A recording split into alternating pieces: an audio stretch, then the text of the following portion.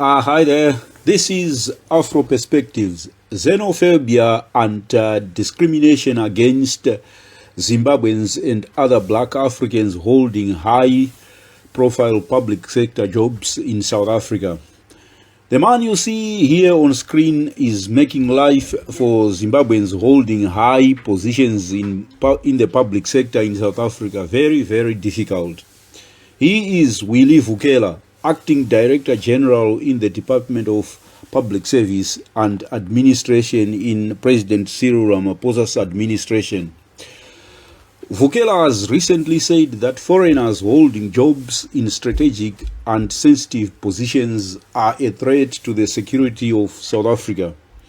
Don't take that lightly, and don't underestimate the strength of what Vukela says.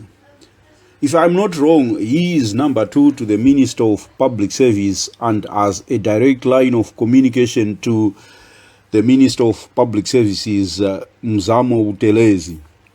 In the South African context, when one talks of foreign nationals or what they South Africans derogatorily refer to as the Kwerekeres, one is talking about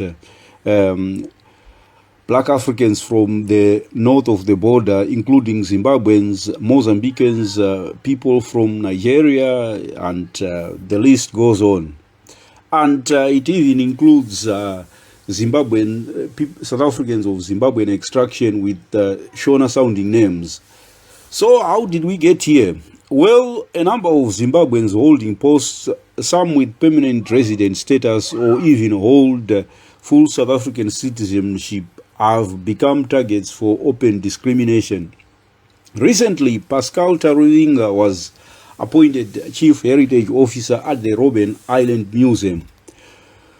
When people like Willie Vukela talk of those who happen to have grown up and studied elsewhere and now holding high posts in South African public life posing a security threat to South Africa, one would want to ask what state secrets lie in a museum, and how is this even remotely related to security and the governance of South Africa?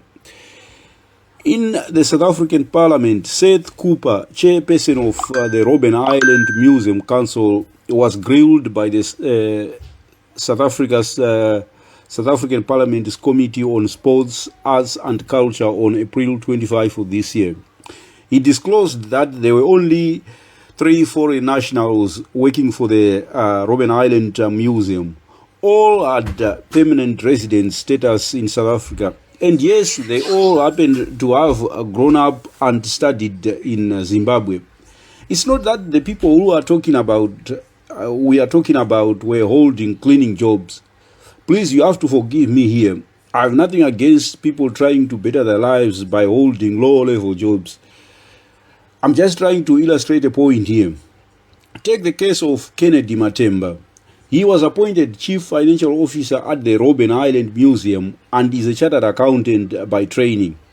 On the subject of top appointment at Robben Island Museum held by Zimbabweans or South Africans of Zimbabwean extraction, if one were to put it that way, Vukela has in the past criticized people who were born elsewhere and cited fears of espionage or sabotage. What I fail to wrap my head around is what secrets does an accountant working at a museum has access to. I doubt if this is anything to do with security and governance. To me, this comes across as open and outright hostility toward those who were born elsewhere in Africa. Take the case of Pascal Taruinga, who was appointed Chief Heritage Officer at the Robben Island Museum. Gayton Mackenzie, South Africa's Minister of Sports, Arts and Culture, said just last week, "We cannot have a situation where foreign nationals are being given jobs while our children do not have jobs in the Western Cape." I'm not sure how this is closely related to unemployed youths in the Western Cape or in all of South Africa for that matter. As far as I'm aware, Pascal Taruinga holds a PhD in archaeology from the University of Cape Town. And what surprises is that How is someone with a doctorate in archaeology accused of taking jobs for kids straight out of high school? How is that even scarcely related to the matter we are talking about? My own 2 cents to this debate, if such a sensitive issue can be framed as such, is that Robben Island and its museum is still a site of struggle for most South Africans. It holds a certain historical and cultural significance to most South Africans, or even to the wider world. It's where the South Africa's heroes of the struggle against the injustices of apartheid were jailed. Nelson Mandela, for instance, spent 18 of his 27 years in jail at Robben Island. In South Africa, Robben Island is not only a museum, it is a site symbolic of the aspirations of the majority of South Africans, both historical, present, and even the future. Take, for instance, the case of Mpho Masemola. I hope I have pronounced this name right. And Masemola heads an organization called the Ex-Political Prisoners Association, who has in the past accused the Robben Island Museum of making millions of rand out of what he referred to at that point in time as our living heritage. I'm not sure if Masemola himself is a former political prisoner, but his grievances against the museum is that top posts and other perks that come with such high-level positions are reserved for people with no links to the struggle against apartheid, while former political prisoners are paid a pittance working as tour guides. So if one were to take the sentiments of people like Masemola as representing those of ordinary South Africans, then Zimbabweans and most blacks from north of the across the Limpopo are caught up in the crossfire of something bigger than a simple issue such as access to jobs. Consider this little inconvenient fact. Zimbabweans form the largest group of people born out of South Africa working in the public sector, with their number estimated at 2,172 people. The Congolese come second with 755 Congolese nationals, while Nigerians are not far behind with 367 of their nationals holding public sector jobs in South Africa. While politicians, and it seems ordinary South Africans as well, are hostile to the high-profile presence, especially of Zimbabweans in public sector jobs, I don't see how this becomes the fault of the individuals who happen to be hired for such posts. They are simply responding to the laws, to what economists refers to as the laws of supply and demand. It's common knowledge that South Africa faces a critical shortage of people, say the likes of information technology specialists, engineers of all sub-disciplines, medical and healthcare professionals. I watched a video clip the other day where Moeletsi Mbeki laid out the root causes of skill shortages in South Africa. In the first instance, you have the inequities and imbalances created by the inferior education system that was designed to create artificial scarcity of the above-named professions. That was the education system designed by the architects of apartheid and was then called the Bantu education system. By successive apartheid era governments, if that is something worth taking into account, then that's something that's bearing in mind when we're talking of skill shortages in South Africa. But that was up until 1994. Then now what we have is we have had successive ANC governments which have had the chance to provide solutions to the problem of skills shortages. This might actually have nothing to do with hostility of the South African public towards Zimbabweans and other foreigners holding jobs where South Africans themselves lack skills. The injustice in the system of apartheid, at least from the narrow perspective of the acquisition of skills needed to access the job market, was that it gave South African blacks an education channeling them into jobs such as servants to the ruling elite and those favored for privileges under the apartheid system. For the past 30 or so years, we have been told that in South Africa, all you need is your skills and your imagination, and then you can aspire to reach the highest level. The idea has been that South Africa is a meritocracy, a land of opportunity. But that myth is being blown apart by black nationalists like Vukela and Gayton Mackenzie. Take, for instance, the case of South Africans before 1994. Chris Maroleng was born in the city of Bulawayo in Zimbabwe. Chepo Motsepe, wife to President Cyril Ramaphosa, in the late 1980s, she used to work as a medical doctor at Harare Sparirenyatwa Hospital in Zimbabwe.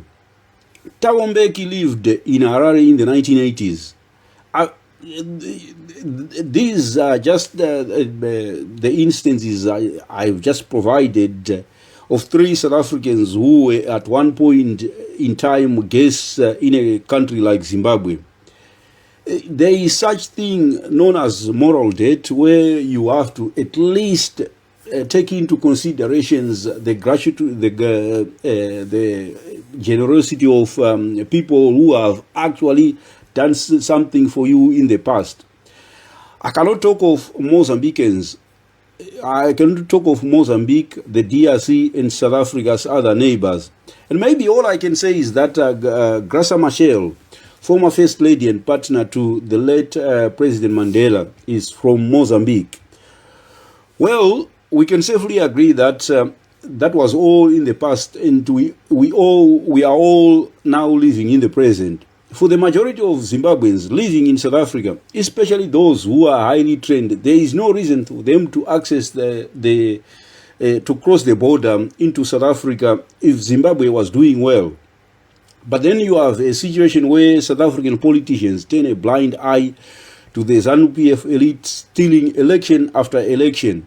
I'm not suggesting here that South Africa should send its soldiers from the South African National Defence Force to take out the ZANU-PF government. They could do something like putting pressure on the ZANU-PF dictatorship in Zimbabwe to recognize the opposition's wins at election time and let the opposition take over and assume power in Zimbabwe. That will actually lift the burden on South Africa. South Africa cannot serve as a job market for the rest of Africa or for Zimbabweans for that matter. Zimbabweans, if things were going well in Zimbabwe itself, they can go back home and explore opportunities in their own land of birth. The other issue is that if one were given South African IDs, and do they not attract the protection of South African employment law? After all, the fight against apartheid was a fight against injustice. You will be surprised if I were to tell you that foreigners in South Africa are not just black Africans. There are people from as far as Europe who are welcomed into South Africa. And I can cite people of Polish origins and even white Zimbabweans. Take the case of Magdalena Francisca Vizek. I hope I pronounced the name right. She is a billionaire founder of the financial services company Signia. She came to South Africa in 1983 when she was only 13 years old. Well, for South Africans, whites, even if they are from across the border in Zimbabwe, are welcomed with open arms.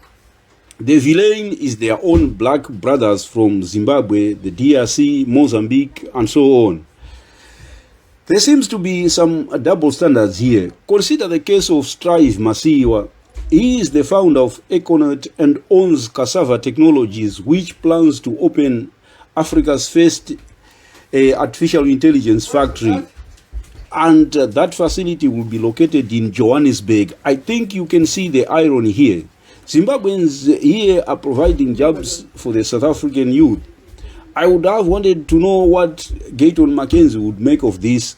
I think in South Africa, blacks from other parts of Africa are only welcome if they happen to have wads of cash. billionaires like Strive Masiwa, even if they happen to be Zimbabwean. So I think by now you would have figured out what is happening here. And the message is that we want your money, but we don't want you here. Never mind that people we are talking about are PhD holders from VETS and UCT. Under apartheid, black South Africans were taught that a white person is boss, that is boss in English. So it's not surprising that the hostility towards other black Africans attained such prominence in South Africa because, well, apartheid was a system of divide and rule, and hating your fellow black African is probably the norm. So if you are the chief of financial officer for a public institution like Robben Island Museum, you find yourself in the position of a boss. And for the majority of South Africans, even politicians, that is something that cannot be allowed. You might want to point out that I have nothing positive to say about South Africa welcoming blacks from elsewhere in Africa. Well, I would want to say thank you to Jacob Zuma, former President Jacob Zuma, for giving Zimbabweans a place to shelter when they were running away from the oppressive tyranny of the ZANU-PF regime.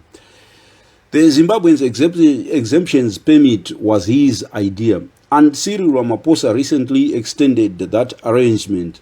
Even Julius Malema calls Zimbabweans the Congolese from the DRC.